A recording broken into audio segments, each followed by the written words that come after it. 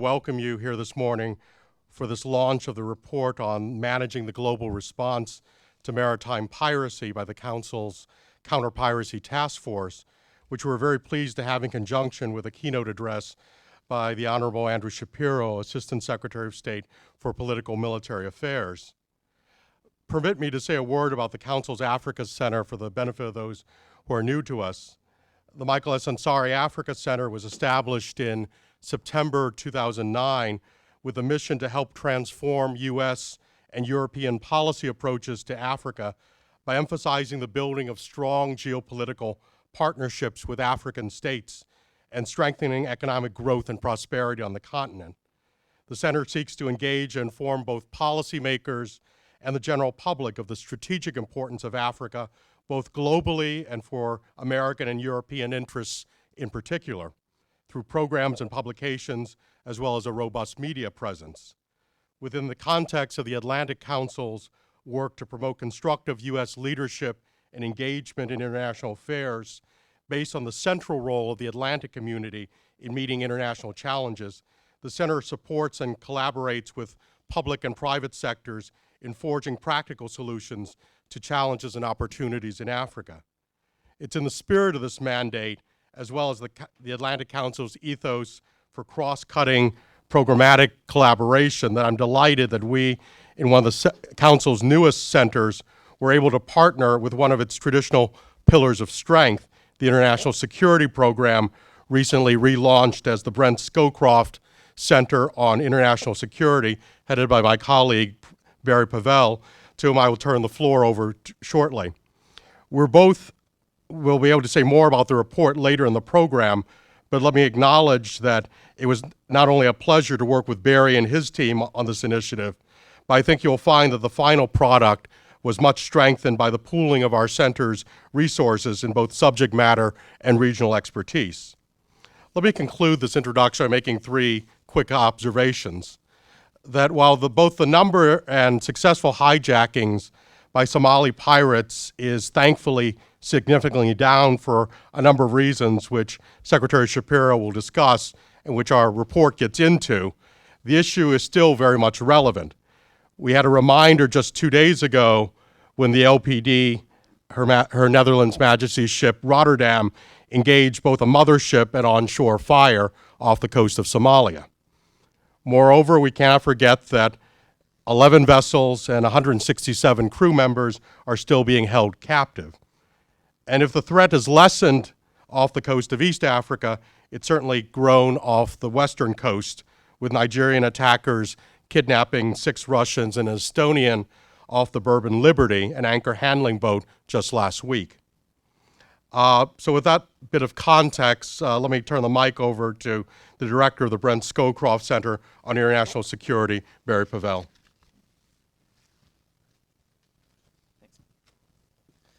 Thanks very much, Peter. Thanks, everybody, for coming today. It's really been a pleasure for us to work with Peter's superb team. I think I learned more about Africa in the last year than in my previous 48 years. And we're thrilled to be launching the report today and also hosting Assistant Secretary Shapiro, who will give a very impressive rendering of what's going on and how the administration's counter-piracy efforts have fared.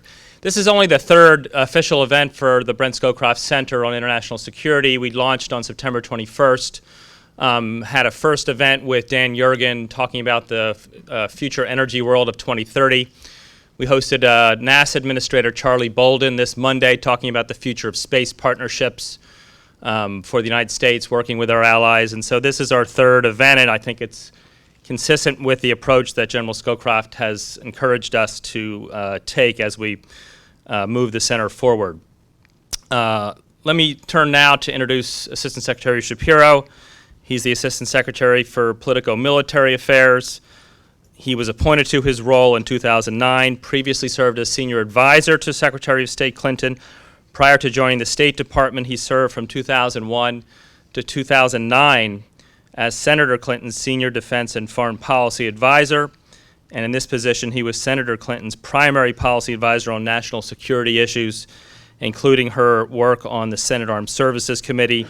He traveled with the senator extensively, including to Iraq and Afghanistan, many other places. Previously, he was counsel to the Justice Department's International Competition Policy Advisory Committee and was an associate prior to that at the Washington, D.C. law firm of Covington and Burling. Assistant Secretary Shapiro is a recipient of the Gold Star Wives of America Appreciation Award and the National Guard Association's Patrick Henry Award. I was also just pleased and honored to be his colleague on many, many efforts from 2009 to 2010 when I was at the White House, and Andrew was a very able and extremely helpful and collegial colleague. And so with that, I'll turn the floor over to Andrew Shapiro.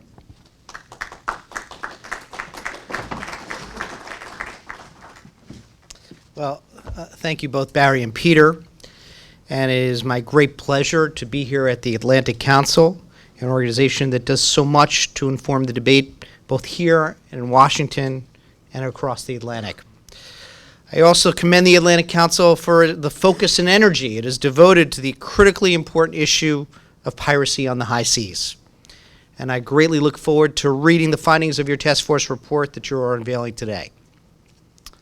This morning, I want to talk about the significant progress that we have made in combating piracy off the coast of Somalia. When the Obama administration came into office, the problem of piracy off the coast of Somalia was spiraling out of control. In 2007 and 2008, attacks off the coast of Somalia began to escalate suddenly and significantly. A vicious and reinforcing cycle was forming. Motivated by escalating ransom payments, which grew into the millions of dollars, and a lack of other employment opportunities, more and more Somali men took to piracy. As a result, the problem of piracy metastasized from a fairly ad hoc, disorganized endeavor into a highly developed transnational criminal enterprise. Flush with money, pirates were also able to improve their capabilities and expand their operations further and further away from shore. This presented a perfect storm for the international community. Somalia, a failed state, provided pirates with a safe haven on one of the most strategically important shipping lanes in the world, where there was virtually an endless supply of potential targets to prey on. In an interconnected world, the impact of piracy in one area can ripple across the globe. People around the world depend on secure and reliable shipping lanes for their food, their energy, their medicine, and consumer goods brought by tankers and cargo ships. By preying on commercial ships in one of the world's busiest shipping lanes, pirates off the Horn of Africa were threatening more than just individual ships. They were threatening a central artery of the global economy, and that in turn means that they were threatening global and regional security. As a result, action had to be taken. While there seemed to be no limit in the growth of piracy, through the collective effort of the United States, the United Kingdom, NATO, and the EU, the broader international community, and the private sector, we are now seeing signs that we may have turned the tide on Somali piracy. Now let me be clear. Pirates at sea are searching for ships to target as we speak. An attack may succeed at any time, anywhere. In fact, just this week, a Dutch NATO warship reportedly detained a possible pirate mothership. But while the threat remains, the progress that has been made in addressing the threat is real and remarkable. The numbers tell the story.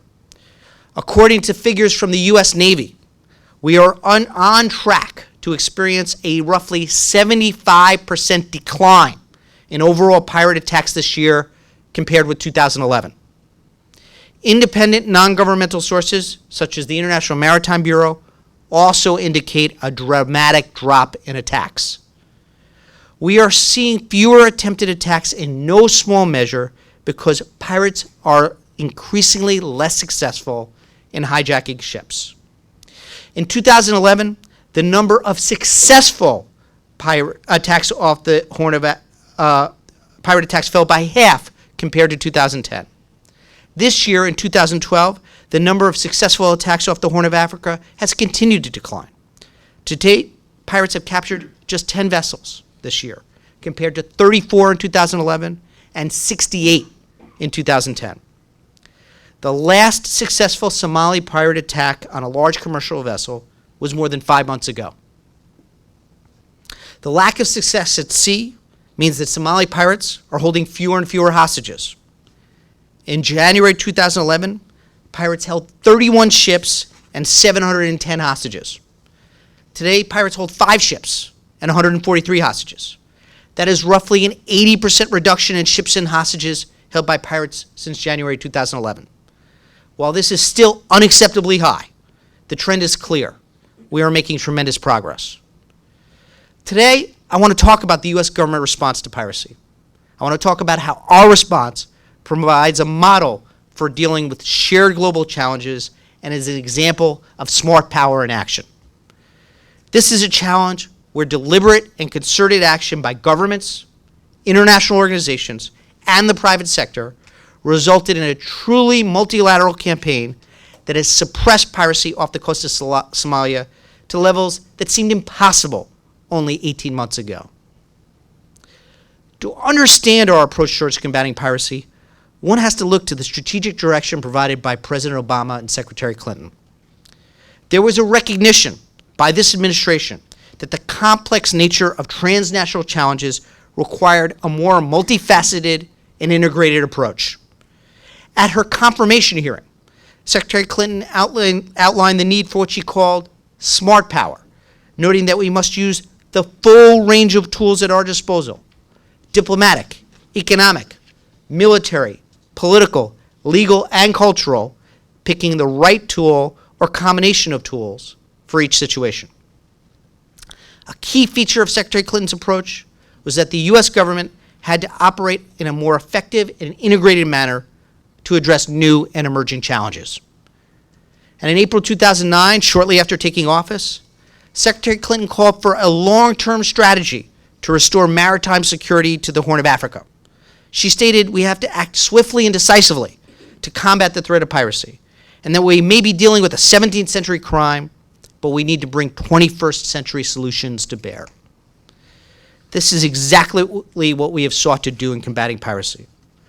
We have pursued an integrated, multilateral, multidimensional approach. This smart power approach has involved utilizing every tool in our toolkit. The cooperation and coordination across the U.S. government to address piracy has been remarkable. It has included a wide swath of agencies: Departments of State, Defense, Treasury, Justice, Transportation, and Homeland Security, as well as the intelligence community. This cooperation has resulted in an integrated and comprehensive approach to combating piracy that is focused on military power by expanding security at sea through the use of naval assets to defend private vessels and to disrupt pirate attacks. Collaboration with the private sector by encouraging and empowering industry to take steps to protect itself. Legal enforcement by using our legal tools to deter piracy through effective prosecution and incarceration. Targeting networks by utilizing our investigative and federal tracking capabilities to target pirate networks, their financing, and their ringleaders ashore. And lastly, development and governance by working with our Somali partners to build responsive and credible governing institutions, as well as effective law enforcement in Somalia. I'll talk about each of these areas in a bit more detail, but first, at the heart of each of these components has been our diplomatic engagement. Secretary Clinton has noted that with smart power, diplomacy will be the vanguard of our foreign policy. That is certainly the case with our counter-piracy efforts. Diplomatic engagement has been critical to every piece of our strategy, whether that's coordinating and encouraging military action or pushing maritime states to allow armed guards aboard merchant vessels. As the State Department's Quadrennial Diplomacy and Development Review concluded, solving foreign policy problems today requires us to bring countries and peoples together as only America can. This is exactly what the United States has done when addressing the problem of piracy. All countries connected to the global economy have an interest in addressing piracy. And at a time when the United States was engaged in 2 wars, this was not a challenge that should simply have fallen on our shoulders alone. The United States has helped lead the international response and galvanize broad, coordinated, and comprehensive international action. Our response to piracy is an example of how we are seeking to lead in new ways by reaching out to new actors and build new kinds of partnerships and coalitions. In January 2009, the United States helped establish the Contact Group on Piracy off the coast of Somalia. The Contact Group is based on voluntary membership of states looking to act and was established concurrent with the UN Security Council's passage of Resolution 1851. It now includes over 70 nations, as well as international and maritime industry organizations. The Contact Group is an essential forum. It helps galvanize action and coordinate the counter-piracy efforts of states, as well as regional and international organizations. A number of specialized working groups were established within the Contact Group to address a variety of subjects, including naval coordination at sea, judicial and legal issues involving captured pirates, and public diplomacy programs in Somalia to discourage piracy. While we don't always agree on everything, we agree on a lot, and this coordinated international engagement has spawned action. Additionally, to utilize resources effectively and prevent duplication, a UN-managed trust fund to support counter-piracy initiatives was established. Through contributions from states and the private sector, the trust fund has funded a range of initiatives designed to counter piracy and build the capacity ashore. This includes the construction of prisons, the training of judicial officials, and the purchase of equipment for law enforcement in Somalia. It has also helped underwrite the cost of piracy trials of countries in the region. The issue of piracy has become a regular part of our diplomatic engagement with countries around the world. When I engage in diplomatic talks with countries like Malaysia, India, and Brazil, piracy is on the agenda. Countries are eager to discuss piracy and to find ways which we can work together to address this shared challenge. The issue of piracy, therefore, can have an ancillary diplomatic benefit to the United States, as it can serve as a non-controversial security issue we can discuss with countries in which we are seeking to develop our broader security relationships. This takes me to a second area of emphasis, the expansion of naval forces in the region. Critical to the decline in piracy has been the deployment of naval forces. Encouraging the international community to take military action has been a critical component of our diplomatic efforts.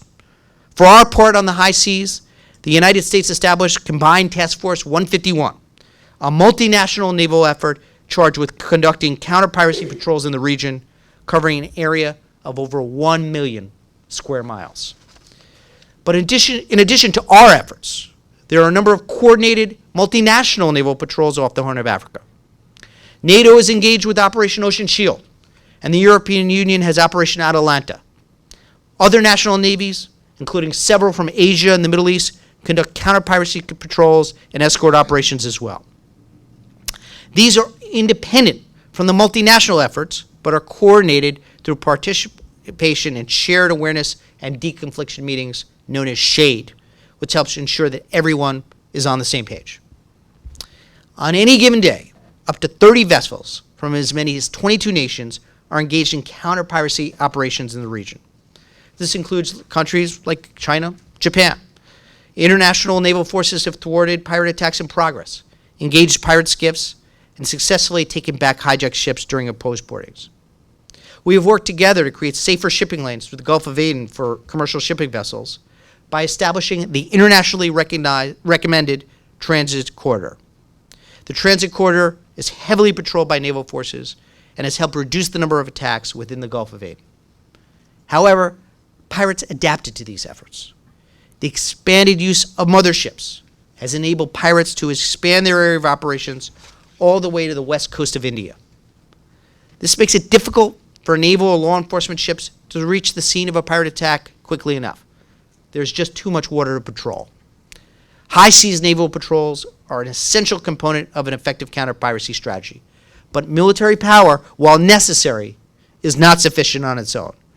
Given the demands on U.S. forces, we also needed to look to other tools to combat piracy. This leads me to a third area of emphasis for the U.S. government, and that is working with and empowering the maritime industry so that they can better protect themselves from attack. Here, too, our diplomatic efforts have played a critical role. perhaps the most significant factor in the decline of successful pirate attacks has been the steps taken by commercial vessels to prevent and deter attacks from happening in the first place. The widespread adoption of best management practices has clearly had a significant positive effect. These include practical measures, such as proceeding at full speed through high-risk areas and erecting physical barriers such as razor wire to make it more difficult for pirates to come aboard. These measures help harden merchant ships against pirate attacks. Recognizing the value of these measures, the U.S. government has required U.S. flag vessels sailing in designated high-risk waters to fully implement these measures. But perhaps the ultimate security measure a commercial ship can adopt is the use of privately contracted armed security teams. These teams are often made up of former members of various armed forces who embark on merchant ships and guard them during transits through high-risk waters. The use of armed security teams has been a potential game changer in the effort to combat piracy. To date, not a single ship with armed security personnel aboard has been successfully pirated. For our part, the U.S. government led by example, as early on in the crisis, we permitted armed personnel aboard U.S. flagged merchant vessels. We also mandated U.S. vessels transiting through high-risk areas conduct a risk assessment with specific consideration given to supplementing onboard security with armed guards. When privately contracted armed security emerged on the scene a few years back, there were widespread reservations. Many feared that armed guards would escalate the level of violence during pirate encounters, further endangering merchant mariners. And in fact, it appears the opposite has happened. From the evidence that we have seen, most engagements, attempted attacks, are usually halted by the pirates as soon as they realize an armed security team is aboard. Pirates often break off their attempt to board and turn their skiffs around to wait for another less protected ship. These teams, therefore, have served as an effective deterrent. However, armed security teams come in varying sizes and, to be frank, in varying degrees of quality. Their emergence has also brought up a number of complications. Varying national legal regimes complicate the movement of these teams and their weapons from ship to ship or ship to shore. Some countries do not have clear legal guidelines for addressing armed security personnel and are struggling to formulate positions vis-a-vis armed guards at sea. The U.S. government made a concerted diplomatic effort to encourage maritime countries to permit the transit of armed security teams. U.S. diplomatic efforts have been critical to the expanded use of armed personnel. American ambassadors, embassy officials, and members of our Counter-Piracy office at the State Department press countries on this issue. I myself, in meetings with senior officials from maritime countries, have made the case that permitting armed personnel aboard ships is essential. Fully unraveling legal and policy conflicts related to armed security will take some time, and we are continuing to push for progress on this issue. Last month, the State Department hosted a working-level meeting of policy specialists from 23 nations and international organizations. The intent of the meeting was to share information about national organizational policy and to give us a more complete picture of the overlap and gaps in policy from country to country. This is an important step at figuring out a way forward that addresses the thorniest differences. While we are finding ways to deter and suppress pirates and better protect vessels at sea, some still do not take all available security precautions. Approximately 20% of all ships off the Horn of Africa are not taking proper security measures. And predictably, these account for the overwhelming number of successfully pirated ships. Hijackings will therefore remain a danger for the foreseeable future. In a hostage situation, our foremost concern is always about the safety of the entire crew. However, every ransom paid only further institutionalizes piracy and increases the likelihood that others will face the threat of hijacking in the future. The United States has a long tradition of opposing the payment of ransom, and we work to discourage or minimize ransom payments. When a hostage taking occurs, we strongly encourage those involved to seek assistance from appropriate government authorities. The American public should also know that this administration will do everything it can to ensure the safety and security of American citizens threatened by pirates. We have made clear that we will act aggressively to rescue and protect American citizens threatened by piracy. For example, just months into office, President Obama was confronted with the hostage-taking of the American captain of the Maersk, Alabama. The president authorized the use of force to rescue the captured captain, and after a long standoff, U.S. Navy SEALs successfully freed the captain. And in January of this year, just hours before the State of the Union address, President Obama ordered a U.S. Special Forces team to rescue an American and a Danish aid worker being held hostage on the ground in Somalia. This dangerous mission clearly demonstrated our resolve. If you attack or capture an American citizen, we will act vigilantly and aggressively to make sure you face justice. Now let me turn to another aspect of our response, our efforts to deter piracy through effective apprehension, prosecution, and incarceration of pirates and their supporters and financiers. Today, over 1,000 pirates are in custody in 20 countries around the world. Most are or will be convicted and sentenced to lengthy prison terms. An important element of our counter-piracy approach has involved a renewed emphasis on enhancing the capacity of states, particularly those in the region, to prosecute and incarcerate suspected pirates. The United States is currently supporting efforts to increase prison capacity in Somalia, develop a framework for prisoner transfers so convicted pirates serve their sentence back in their home country of Somalia, and establish a specialized piracy chamber in the national courts of one or more regional states. Prosecution is crucial, and several regional nations have been bearing the lion's share of the burden in this area. Kenya, Seychelles, and the Maldives have each accepted for prosecution dozens of pirates captured by naval forces patrolling off the Horn of Africa.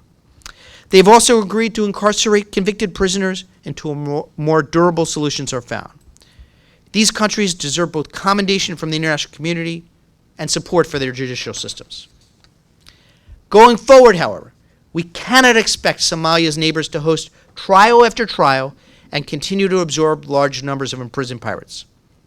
Many nations have laws that allow them to prosecute piracy as a crime of universal jurisdiction. Whenever possible, nations affected by piracy, even if only tangentially, should exercise that jurisdiction and help ease the burden. Furthermore, it is imperative that the maritime industry do everything it can to support prosecutors trying to bring cases against pirates.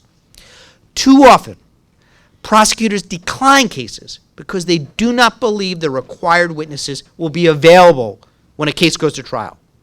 With pirates from one country, prosecution in a second, a shipping company from a third country, and a merchant mariner witness from a fourth, prosecutors often have little standing to compel testimony and instead must rely on voluntary cooperation. Crew members should be able to participate in the trials of their tormentors, secure in the knowledge that their employers support their decision and will hold their job for them. To that end, the State Department and the United Nations Office on Drugs and Crime have worked together to support prosecutions. Together, we recently provided funding and technical support for Kenyan judicial officials to hear testimony from crew members by video teleconference from their home countries for hearings held in Mombasa, Kenya. Ultimately, the majority of Somali pirates belong in Somali prisons. This is the most durable and cost-effective outcome for most piracy cases. The extent we in the international community can help build the capacity of Somali judicial institutions, we are helping ourselves while also making a contribution to a more peaceful and stable Somalia. As piracy has evolved into an organized transnational criminal enterprise, it is increasingly clear that the arrest and prosecution of rank-and-file pirates captured at sea is insufficient on its own to meet our longer-term counter-piracy goals. Most pirates captured at sea are often low-level operatives. The harsh reality of life in Somalia ensures there are willing replacements for pirates apprehended at sea. Prosecutions are essential, but they must also include the masterminds, along with the gunmen. After an intensive review of our strategy last year, Secretary Clinton approved a series of recommendations that constituted a new approach. A focus on pirate networks is at the heart of our strategy. We're using all the tools at our disposal in order to disrupt pirate networks and their financial flows. We are focusing on identifying and apprehending the criminal conspirators who lead, manage, and finance the pirate enterprise. We are making progress in this effort. For instance, this past August, pirate negotiator Mohammed Shimon received 2 consecutive life sentences from a U.S. federal court for his role in the attack that ended in the deaths of 4 Americans aboard the sailing vessel Quest. This kind of sentence is exactly what is needed to create strong disincentives to piracy. Moreover, it is an important step that the upper tiers of the pirate hierarchy and demonstrates that individuals beyond the gunmen and skiffs are culpable and prosecutable. The contact group also endorsed the focus on pirate networks and formed a new working group to facilitate multilateral coordination. This effort includes tracking pirate sources of financing and supplies, such as fuel, outboard motors, and weapons. For example, working closely with Interpol's National Central Bureau in Washington, we have helped to develop a comprehensive database on Somali piracy that will make information accessible to law enforcement and help further criminal investigations against pirate ringleaders. We are also supporting the effort to stand up an information fusion center in the region to facilitate the capture and prosecution of financiers, investors, and ringleaders of Somali piracy. The Regional Anti-Piracy Prosecutions Intelligence Coordination Center, known by its acronym RAPIC, is located in the Seychelles, and in August broke ground on the center's new facility, which will be located on an old Coast Guard base in the Seychelles. RAPIC will be part of a larger crime campus with a 20-person holding facility for use in conducting interviews. We are confident that it will help prosecutors around the world by equipping them with the evidentiary packages they need to win convictions against not just rank-and-file pirates, but the middle and top-tier actors. Lastly, the most durable long-term solution to piracy is the reestablishment of stability in Somalia. The end of Somalia's political transition with a new provisional constitution, new parliament, and new president is a hopeful sign of a new era of Somali governance. This, combined with the continued security gains by the Somali National Security Forces and the African Union mission in Somalia, presents new opportunities to move forward with Somalia's stabilization. Once Somalia has a viable government capable of policing its own territory and its own waters, piracy will fade away. Supporting the emergence of effective and responsible governance in Somalia will require continued accountable assistance to the Somali government to build its capacity to deal with the social, legal, economic, and operational challenges it faces. To that end, the United States continues to support the newly established government in Mogadishu, as well as other regional authorities working towards these same goals, a dual-track policy we have pursued for the better part of 2 years now. In the immediate term, we are also working to dissuade people from taking up piracy. Our public diplomacy messaging to the international community and to Somalis in both Somalia and the diaspora strives to deglamorize and ostracize the pirates. It aims to show how piracy violates cultural norms and destroys traditional Somali values in society. At the same time, we balance the message by communicating the economic development efforts the international community is undertaking to create alternatives to piracy. I'd like to close with a bit of a warning. While we make great gains against piracy, it remains an ever-present threat. A ship or vessel could be pirated tomorrow. More hostages could be taken and brutalized. Somali pirates have shown how little it takes to cause mayhem, just a skiff and some light weapons. Therefore, should the vigilance of mariners at sea wane, should governments and navies turn their attention and resources elsewhere, pirates are certain to get back into their skiffs. Piracy is a crime of opportunity and will flourish again if we open up the space for them to operate before the new government of Somalia is ready and able to police its shores. The comprehensive multilateral approach that we have pursued has helped turn the tide on piracy and has provided an example of how the U.S. government and the international community can respond to transnational threats and challenges in the future. We have made great strides, and we need to ensure that those gains are not discarded, only leaving us to fight for them once again. Let us now stay vigilant, and let's work to close the book once and for all on Somali piracy. Thank you very much, and I'm happy to take a couple questions. Should I come up there? Okay. Stay there. Okay, great. Yeah. Okay, great. Any questions? So I answered them all in my speech. So you guys.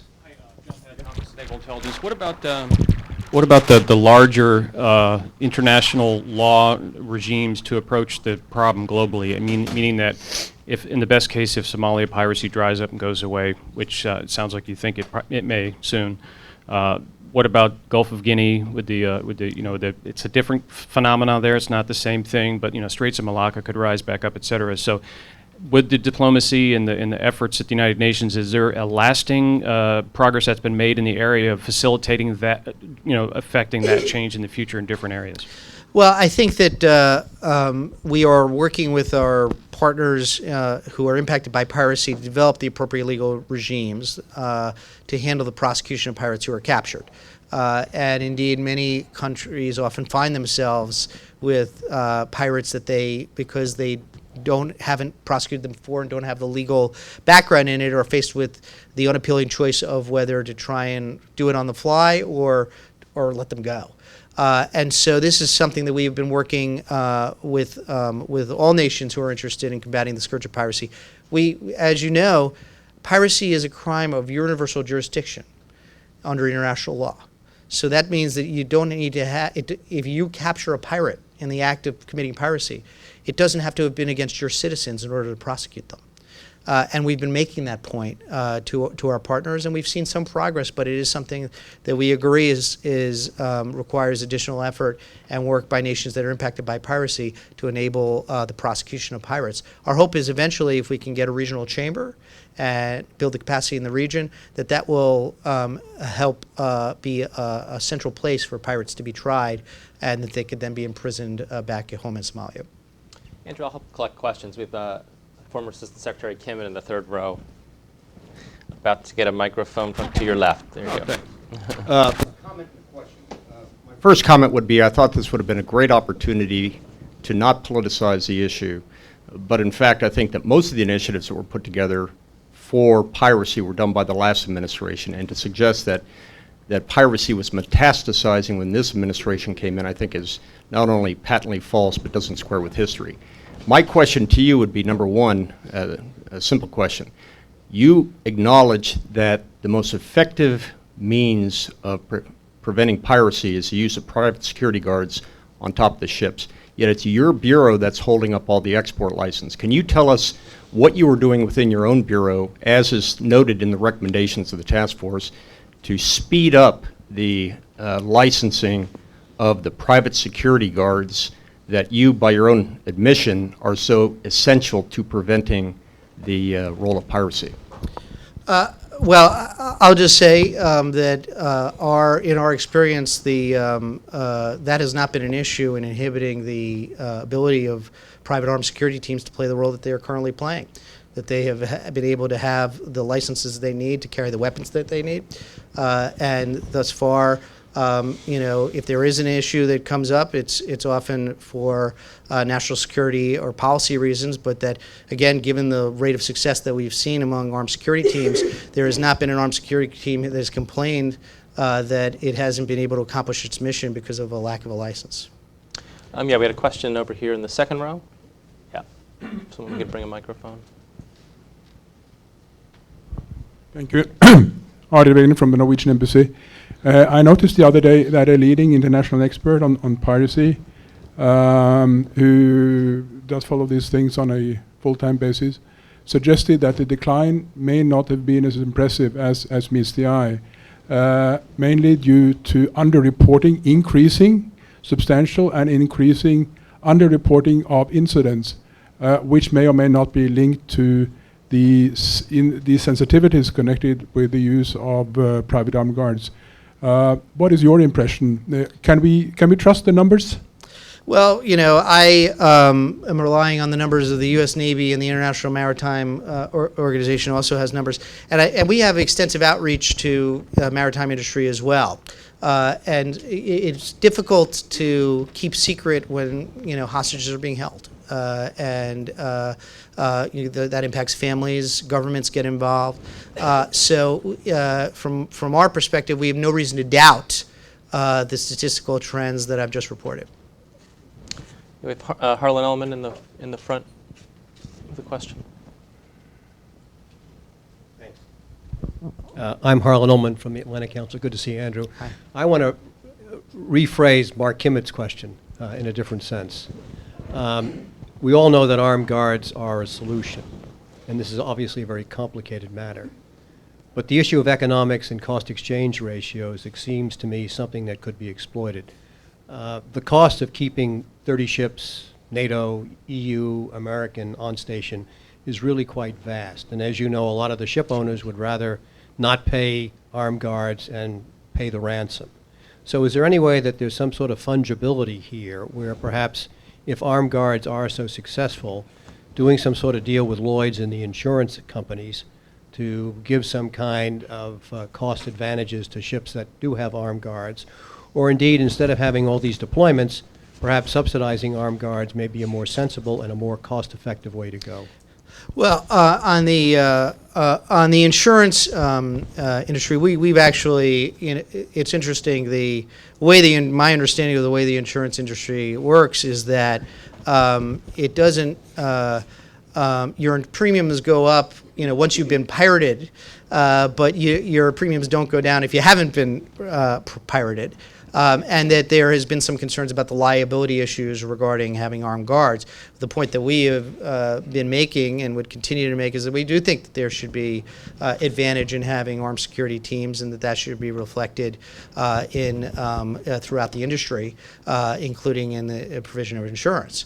But that's a decision for the insurance companies have to make on their based on their actuarial calculations. But the evidence is clear that these armed security teams are having an impact, and we think that should impact the economic calculus as you describe.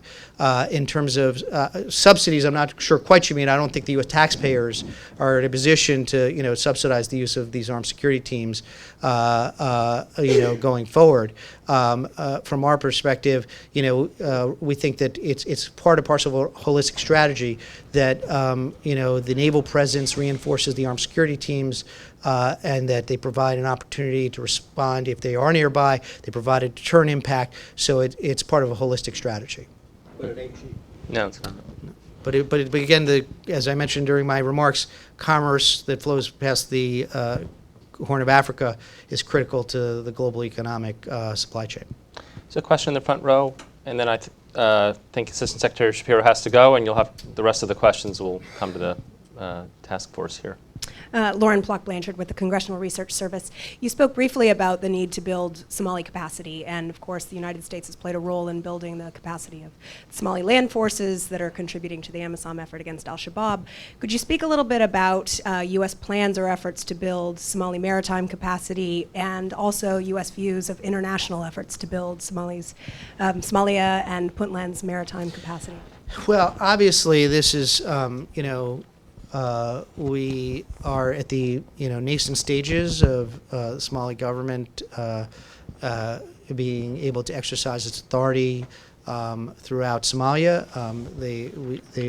As I mentioned during my remarks, there have been successful efforts by AMISOM as well as Somali forces to assert more control in Somalia. And this will be a long-term effort which we will look into how we can best support the Somali efforts. We have a partner there that we want to work with, and we will be discussing with them how best to provide them with their security needs.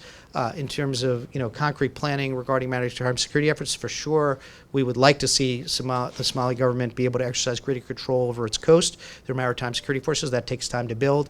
In the meantime, we will be continuing to support AMISOM's efforts and regional efforts to ensure the security of Somalia.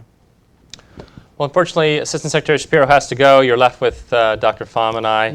But let's please give a round of applause to Assistant Secretary Shapiro. Great. Thank you very much.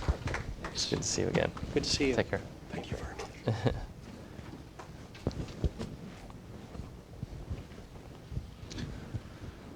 Well, we'll continue with the discussion. I thought the questions were excellent. I'll give a broad overview of the report, and then Dr. Pham will get into some of the specifics, and then I think we'll still have some time for additional questions. I won't go into too many details on the task force itself. We had 5 meetings over a period of months. We had a number of experts from different sectors, from industry, and I see some of you here. From academia, former administration officials, international organizations, occasional ad hoc expert invitees, including many of our European embassy colleagues. And we convened to take a look at the problem, try to put our arms around it, try to define it a little more clearly, and then develop some practical courses of action for the formation of policy, which is actually the core ethic of the Atlantic Council here, which is not to do a lot of theory, but to focus on what can we do about this?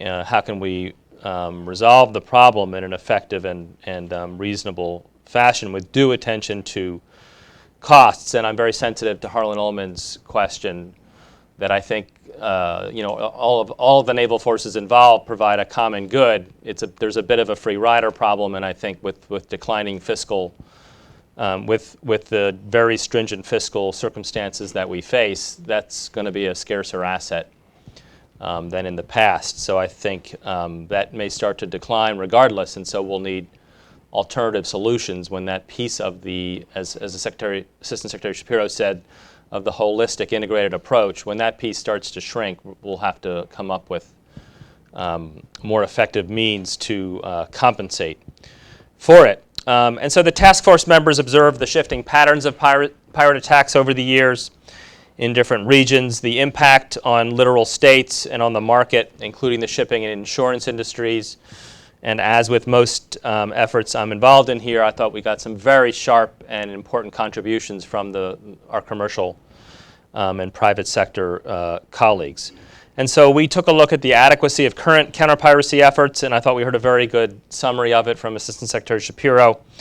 That included the application of military assets, domestic and international legal approaches, diplomatic approaches, et cetera. And so you see the report out there today. It offers what we hope is a strategic level analysis of the problem and some thoughts on what to do. So why did we undertake this effort? Because it was a growing problem over the years. The Bush administration did succeed in addressing a lot of it. The problem was continuing, though, and we thought we brought together some Bush administration officials, some former Obama administration officials, and others, and we tried to come up with a bipartisan suggestion for a way ahead. This affects the global economy in important ways. This isn't exactly a backwater in terms of international shipping.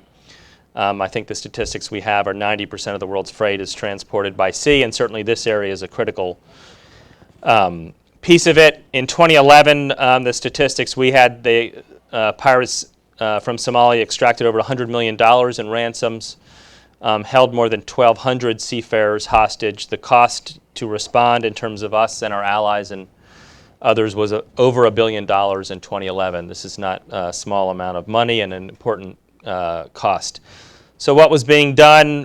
Piracy is a product of many factors: poor governance, corruption, unpoliced domains, lack of economic opportunities, etc. The counter-piracy efforts themselves faced key challenges. We needed to increase our domain awareness, and it's just a broad swath of the sea that is affected. So very, very difficult to get a handle on it without devoting an inordinate amount of assets, which I'm not sure the community involved could bring to bear. We do need to increase our knowledge of the financial networks, the international as well as national frameworks. There's still more to go. I thought Assistant Secretary Shapiro did do a good job of saying, some things they've done, but there's additional road to take. There's more to do.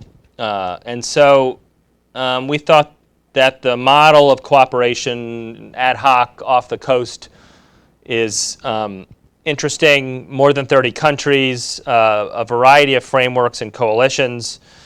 On any given day, about 40 warships, as well as maritime surveillance aircraft provided by three different task forces: the EU task force called Operation Atalanta, the NATO operation called Ocean Shield, and then Combined Task Force 151, which has grown into about 26 nations involved. Separately, we have the Russians, we have China, we have Japan and India and others who are not part of these efforts formally, but there is coordination and communication. So it's a bit of a potpourri. And I think one question worth addressing going forward is, especially in light of some of the excellent factors that were raised by your questions so far, is this the best way to handle this problem in terms of the military piece of it? It's certainly positive to have some of those countries like Russia and China involved, but is the framework effective? How can we improve it? Are there lessons learned from what we've done so far that can be applied to this problem as well as other problems in various types of global commons, which I know the Scowcroft Center is addressing already in terms of cyber, but there's other problems in space and other domains that we're taking a look at pretty seriously. The management practices got a lot of attention in Assistant Secretary Shapiro's speech. The use of private armed security teams, we all agreed, has contributed to a large decline in the number of successful attacks off of Somalia. But certainly, even with that, the capabilities, the range of pirates is growing. This is an adaptable challenge, and it's something that I think we need to keep working on. So the questions regarding insurance companies, it's our understanding that they cut premiums for ships with armed security by as much as 40%.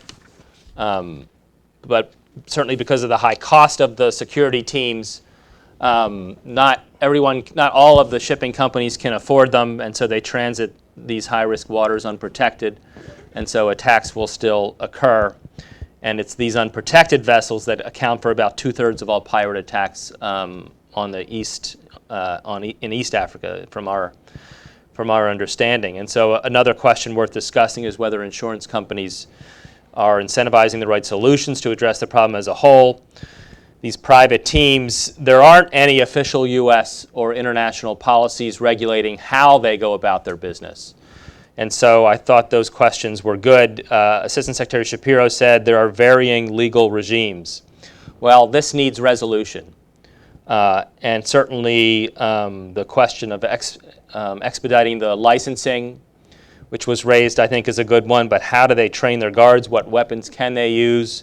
What actions can they take against pirates? If we can move towards resolving some of these questions, not every single aspect of their activities needs to be regulated and defined in great detail, but I think the more we can standardize some of these through an international framework, the better off we'll be, the more certainty there will be for insurance companies, for operators, et cetera.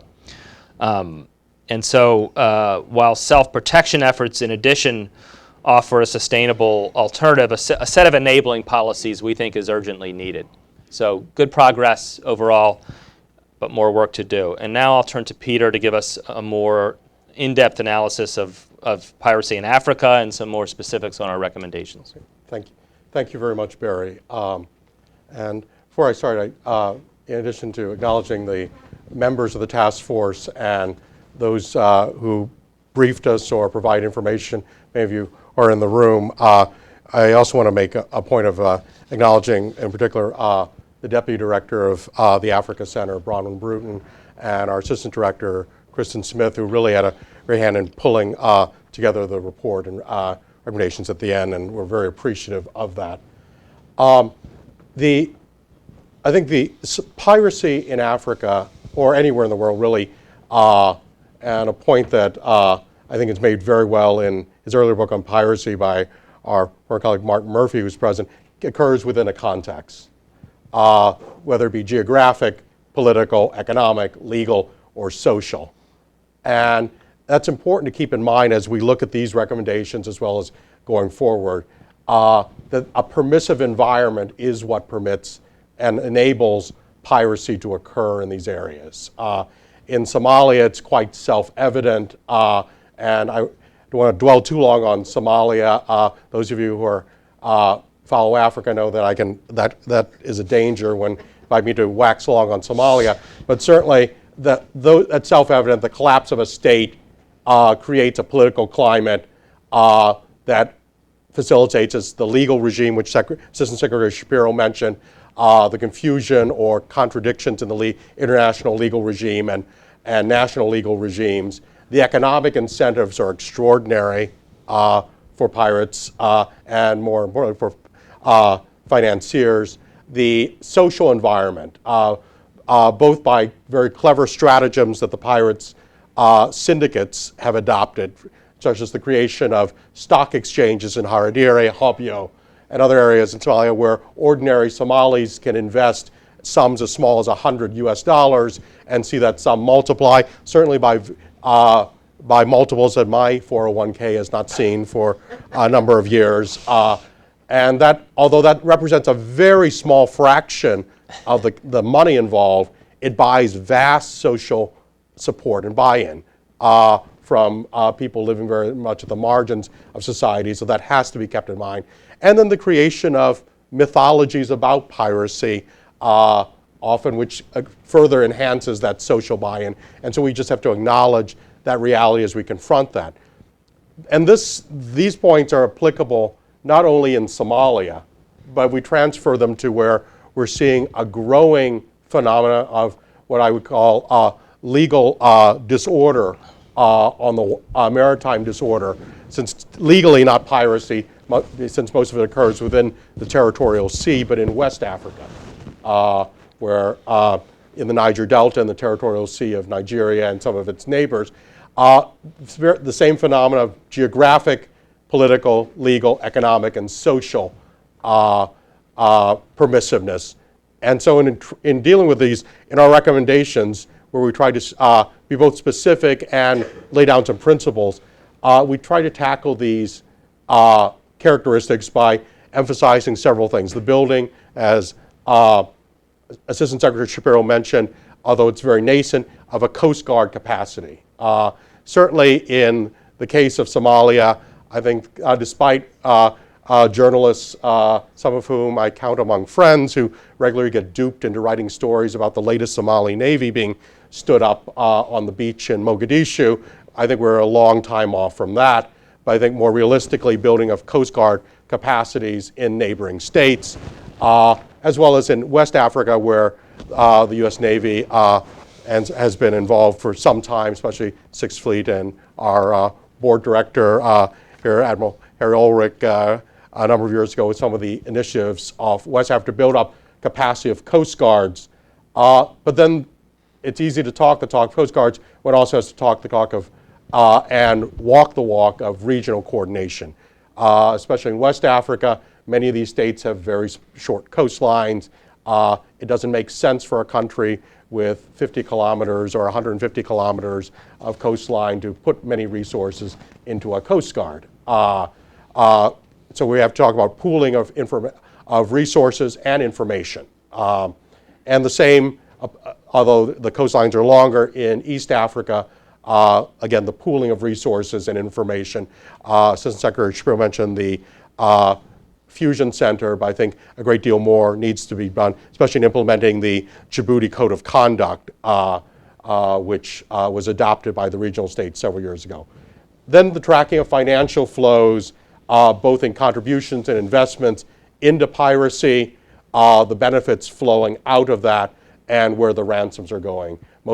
Some of this money stays in Somalia, a lot goes abroad, although with the irony of increasing stability in Mogadishu, a lot of it is flowing back into Somalia and being invested in real estate and all sorts of interesting enterprises. If you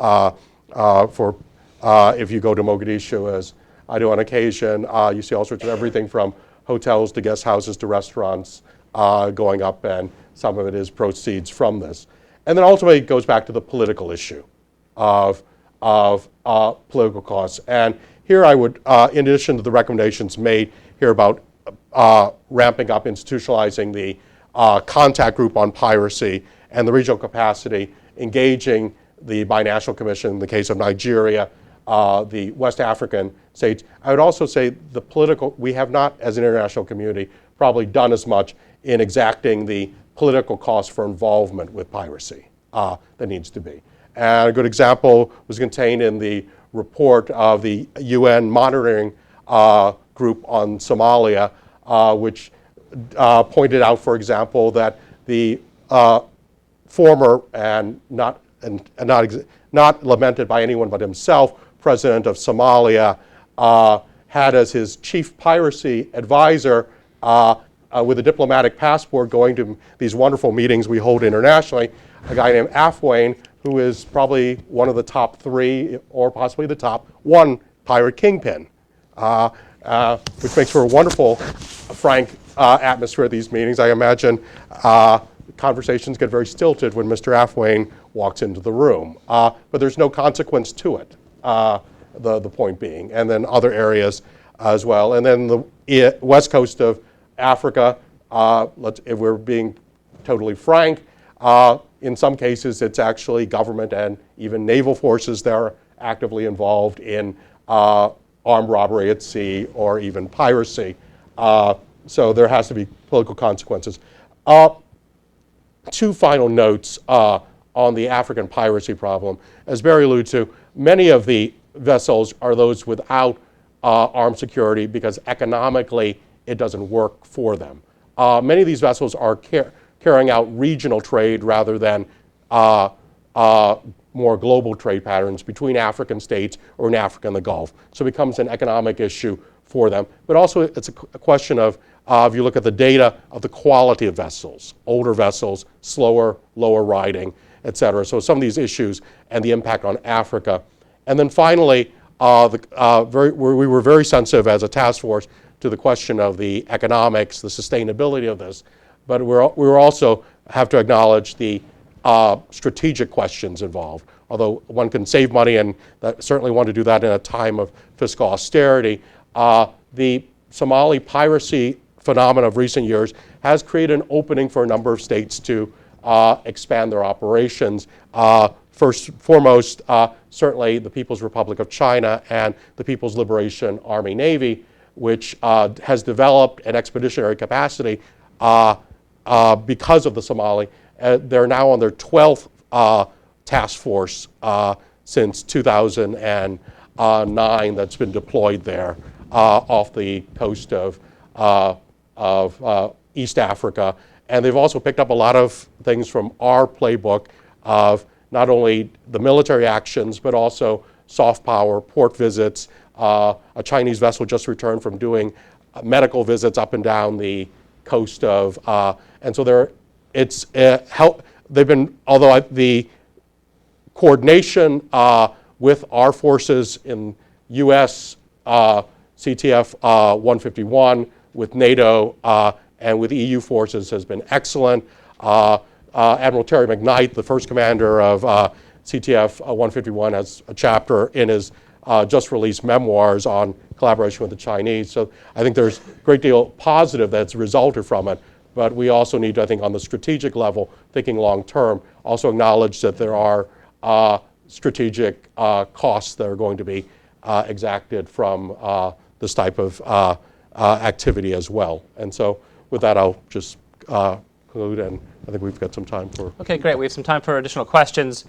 Many of you in the audience are much deeper experts than we are on piracy. I see members of our task force.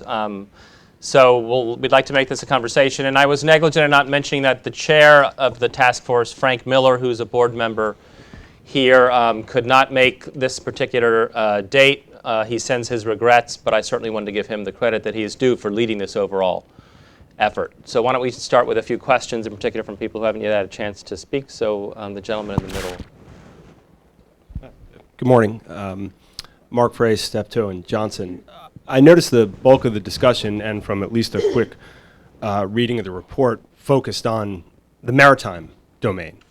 And there's no doubt that the combination of naval forces, best management practices, armed guards on ships has contributed to what is at the moment a decline. But obviously the resources, particularly for the naval patrols, may be declining. Folks have begun to say that already. The shipping industry may get more complacent going forward. And in any event, the area of operations is just too big for a naval response to be anything more than a Band-Aid. So I guess my question is sort of conspicuous, perhaps by its absence, is any real focus on the land-based portion of this, aside from a mention of development and governance in Somalia. Is there a place, in your view, for a land-based security component? And given the political and security of dynamics of Somalia over the last 20 years, what is that place? I think I'll let Peter answer that, since he knows the land and has been on the land itself.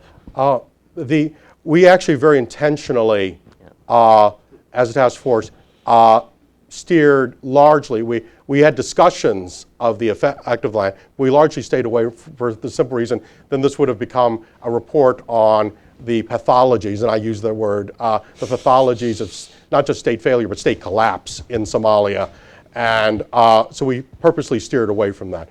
But I think there's no doubt that the ultimate solution to piracy, that's why I set the context of the permissive environment, is going to be when governance is restored on land. That's the only long-term solution. However, that is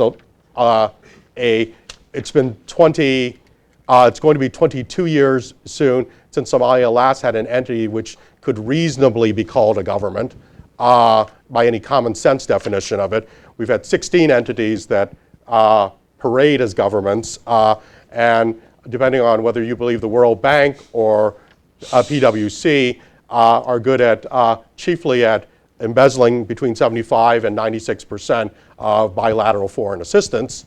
But the ultimate solution. So the dynamics, I think, ultimately in Somalia, we have to, over time, is working with regions, and I think Assistant Secretary Shapiro acknowledged that when he said the Somali government, and the new government, which has been installed almost by accident, and fortunate one, actually, providence, you might even say, although it had some very good people at it, it has yet to show that it adds the mettle. It might, hopefully, I hope for the Somalis it does manage something, but for now it's limited to governing Mogadishu, if that.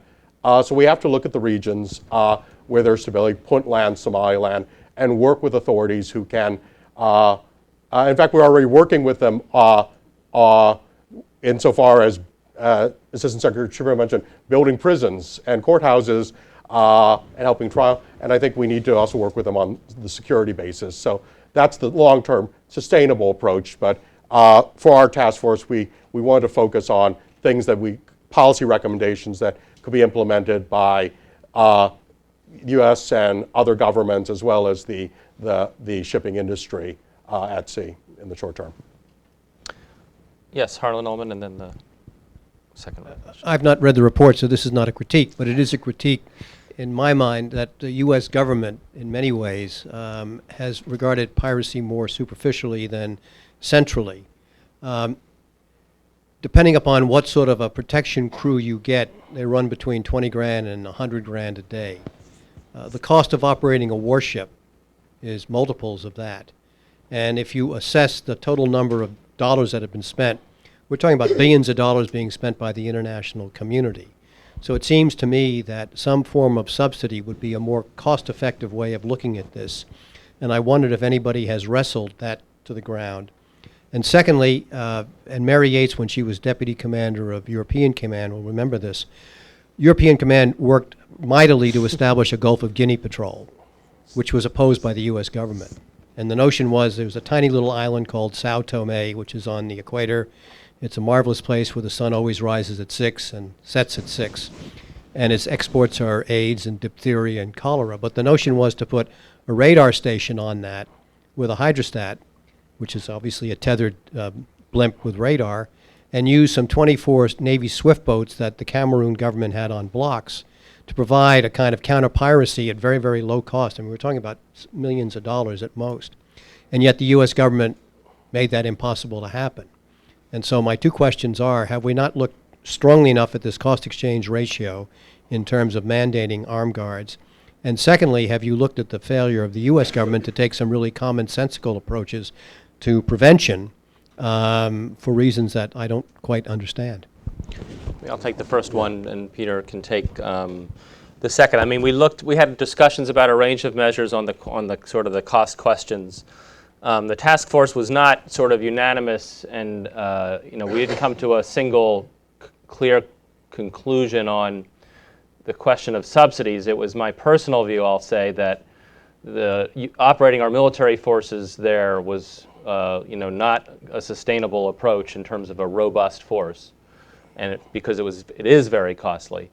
And that, again, my own view was where we have such a high ratio of deterring attacks through the use of best management practices and security teams, it's a cost of doing business. It's a cost of putting in, a security guard at a bank. I mean, these are very costly things. We didn't look in detail at, okay, what would that do to the shipping industry if all of those costs were borne by the private sector companies? But I think it's a little similar to cyberspace, where you don't pay the cost of defending your networks, you're going to pay a price. And so it's a bad neighborhood.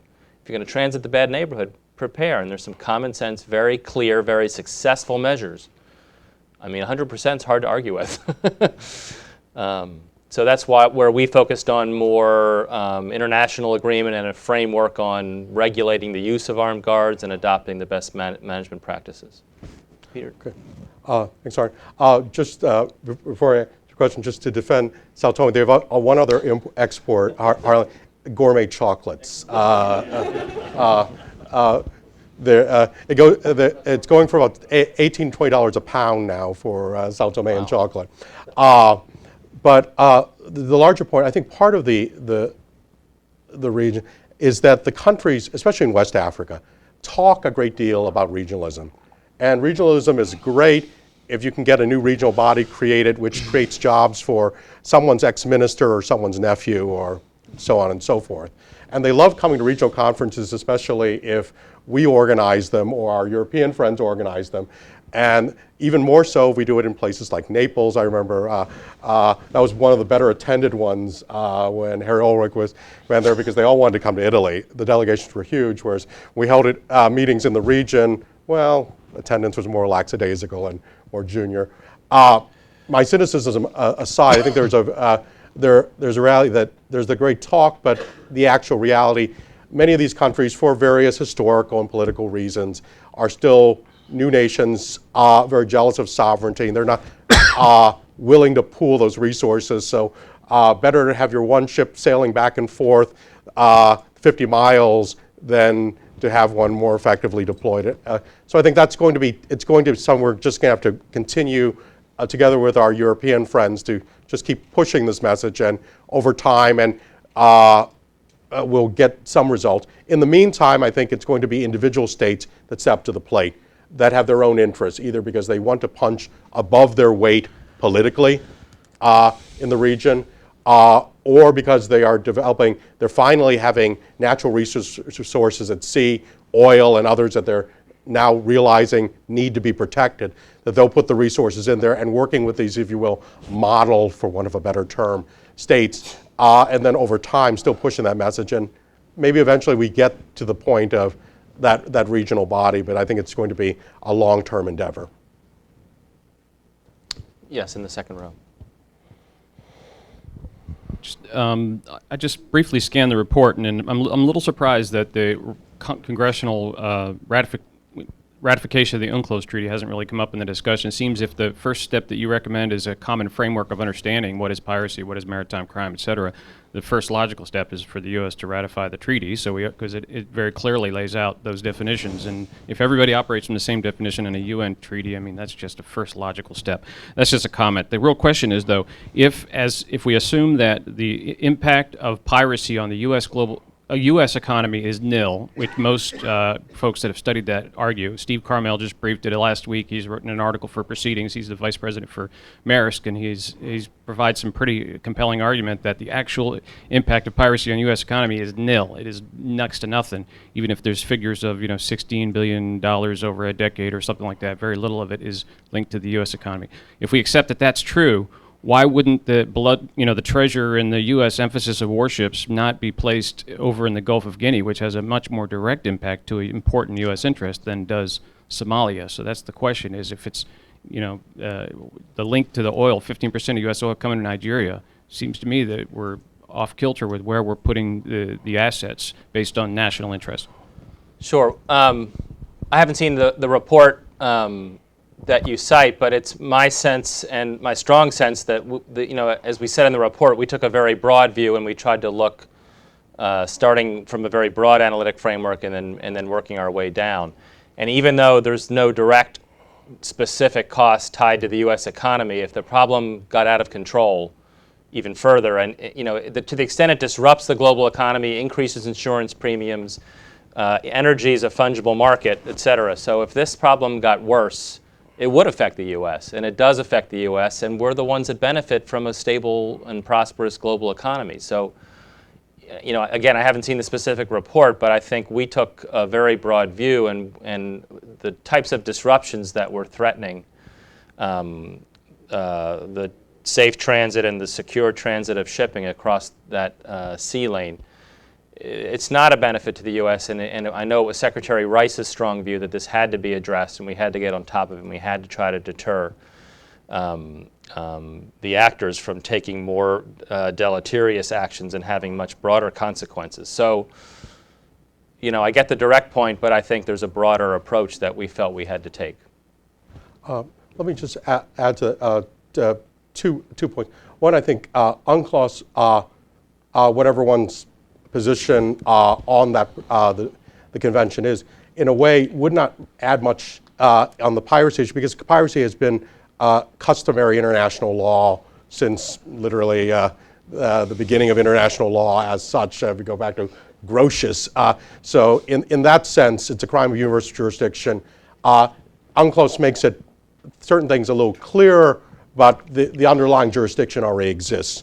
With regard to moving the assets to naval assets to West Africa, I think a case can be made. The problem in West Africa is that most of the crimes that occur actually are not piracy, either by under the UNCLOS or any definition, because they occur within the territorial sea. And many of these countries, particularly Nigeria, where the vast bulk of these, would not welcome U.S. naval vessels sailing for anything other than port visits into their territorial sea. So I'm not sure what we could really do other than to wait off in case pirates venture out into the high seas. So there's a limitation there. And then the final very quick point, I think I may earlier, but I want to return to, is I think which requires greater study and greater discussion and dialogue in the policy community, is there is cost savings undoubtedly to be achieved by curtailing or limiting deployments in the Somali basin, certainly. On the other hand, there is a intermediate and long-term strategic cost, both in lack of presence and in the fact that the opening, as I mentioned earlier, for the PLAN and others to move in, that we might do well. I don't have the definitive answer. I'm just suggesting we need to look at that more carefully before yielding the space entirely. Yes, Mark. Barry, there was some talk, and I think Harlan's point about the use of lethal force on top of the ships has created a lot of controversy, but it has been 100% effective. Did you do any analysis on those ships that have started to use significant amount of non-lethals, how effective they have been, the use of water cannons, long-range acoustic devices, early warning, as an alternative to very, very expensive lethal capabilities that you get with the PACs? Has any study been done on those ships that have foregone private security companies but made heavy investments in cheaper, non-lethal alternatives, if they had any kind of increase in defensiveness as part of this study? It's a great question, Mark, and I would open it up to others on the task force or with knowledge of the specifics of it. We didn't look specifically at it. It came up. I think that's a great question for further study. Again, and if you take my earlier point that this might be a cost that has to be borne by the shipping companies, and that seems to be well worth some pretty fine-grained analysis in terms of cost-benefit. Yeah.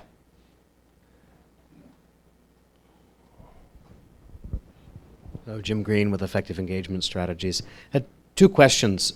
First one, they both are related to this international coordination issue. The first one is, with all these various operations and the various national authorities out there, is there a common backbone? If domain awareness is the key issue, is there a common information backbone out there that can be plugged into, which can give the various players a common picture? The second, some sort of a common Link 11 system, for example, from a Navy point of view. And the second question, dealing with pooling, you mentioned that short coastlines along East Africa make mean that there isn't a strong interest in investing in maritime forces, and you mentioned pooling. What might those sorts of pooling mechanisms look like? Is that something that's the international community? Is it something that AfricaCom could be leading in terms of joint regional maritime capacities? And is domain awareness a logical area for this to go into, given that it has minimum impact on sovereignty in terms of the kind of sensitivities of operating in other people's waters? I think I might take the first one again and let Peter address the second, although they're somewhat related. So, I mean, the question of domain awareness came up, how important it is. We had some representatives from some of the countries involved, including U.S. administration officials, talk to it, but there's more to be done there, as your sort of leading question suggests, that we have a good deal of it, but we need a lot more. Some countries can plug in, especially those in CTF 151, but others, for various reasons, aren't necessarily fully plugged into it. So that is an area that I would think the next administration could push a little further. But in terms of the specific African piece, Peter. Certainly. There are in fact, in West Africa, where I was talking about the short coastlines, there are actually two overlapping organizations already, regional organizations. The Maritime Organization of West and Central Africa, MOCA, and the Gulf of Guinea Commission, neither of which is particularly effective. And right now, and as I mentioned earlier, I think it's a long-term process. At least the skeletal framework is up. It's now getting the Africans to think more, and many African states are beginning to see that as they see their natural resources out at sea, not just fisheries, but oil and resources out there. They're beginning to awaken to this. It's a little bit of political history, simply. African states, for many, many years, especially during the Cold War, your chief fear if you were president for life was a military coup, and so you dedicate resources to the army because that's likely the source of a possible coup. The Navy wasn't going to overthrow you, so you didn't need to worry that much about resources, and that mentality kind of, unfortunately, stayed on even after the democratization, et cetera. In fact, in some places it got worse because then after democratization, in the sense that military budgets were reduced and things went more to social services and other things. And so the already starved maritime forces were starved even further. But I think it's over time. The frameworks are up, and it's going to be a long slog to build up these organizations. And it will start with the states that are on the cutting edge of it. What about East Africa? Is there work going on to try to build a pool capacity over there? Their national forces actually pool capacity. There's certainly through the Djibouti Code, the Fusion Center, that Assistant Shapiro spoke up. There's actually a deconfliction mechanism also for the major maritime forces, the U.S., EU, and actually the Chinese share the rotating chairmanship of that shade process for that area. There, with longer coastlines, there's an argument that could be made for actually national coast guards, but one has to be careful about what builds up for. For example, Djibouti, some of its vessels have been questionably used, shall we say, euphemistically, since they were donated and given to them. So, but they're certainly, one should share information, but there, with longer coastlines, one can actually make a reasonable case for national coast guards. The model has always been recast, and it's always been out there in terms of what was done and the information sharing, the domain awareness that was done to end the scourge of piracy in the Straits of Malacca. There have been a lot of institutional issues which have caused, and political issues which have caused the lack of the domain awareness and cross-coordination. I absolutely agree with Barry that whatever administration is next, they ought to be pushing on that shared domain awareness, which proved so successful in ending piracy in the Straits of Malacca, and try to take that same model and bring it over to this area as well. Then we had time for one more question in the back. Yeah, the one question I was kind of concerned interested in about whether the panel actually looked at the question of what Lloyd's of London and one of the other London insurers is planning to start by next month or in the next couple of months, the armed escort ship fleet that's supposed to be operating out of Djibouti. And the question about, again, the allocation of assets, obviously putting a $2 billion asset like a guided missile destroyer to go after, a powered rowboat with a guy with shotguns and things like that is not really a good distribution of or use of assets. But there's been very, very little coverage or discussion about the insurers taking the initiative with the these armed escort ships, particularly through the Gulf of Aden. Have you guys, or did the panel actually get a chance to examine what that actually implies, and also questions about what the level of government cooperation with that kind of an operation? This is different from, again, from the embarked security teams. Was there any consideration or review on that? I mean, we didn't look at that specific measure in detail. We were aware of it. I think I would sort of answer it the same way I answered the Harlan Ullman's previous question, which is a follow-on study should take a detailed cost-benefit look at it. Knowing insurance companies, they at least think they have a cost-effective approach, especially Lloyd's of London, to this problem. I think it does raise some interesting questions and concerns, but we didn't look at the specific, we didn't do a quantitative analysis of whether that's a better way to go or whether the embarked security teams were more effective and efficient. Well, thank all of you for coming today. Please let us know if you have further comments on the report, and we're happy to have you here. Thanks very much.